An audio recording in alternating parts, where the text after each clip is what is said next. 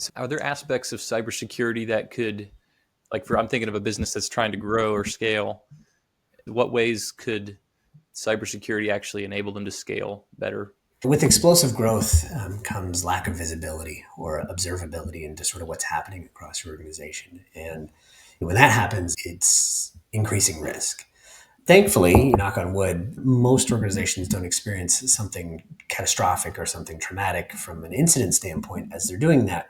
But having visibility and knowing what's going on in your environment, especially as you're growing at scale, is challenging. It's also expensive, depending on what you do and who you look at. And there's been this burgeoning field of, I guess I'll say, innovative or consolidated platforms that kind of help you do this at scale inexpensively.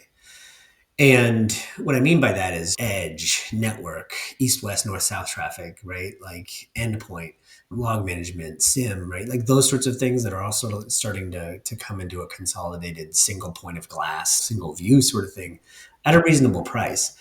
And this is a big industry when you start to see the big players mimic the same activity, right? So if you see a Barracuda or an Arista come through and start saying, hey, we do that too, it's because they bought some sort of technology or they consolidated a bunch of technology to be able to make something happen. So it is doable. What I mean to answer your question specifically is how does it enable the growth, right? It enables the growth to be, I'll say, a little less risky, maybe even a lot less risky. Yeah. So you can control that growth and have confidence. Typically, as you're doing that growth, there's some sort of investor, or there's some sort of loan or some sort of business that sponsors that growth. And it's important to answer the questions that those people that are investing in you or the business that's investing in you has to say, look, we're doing this in a as secure as we can way.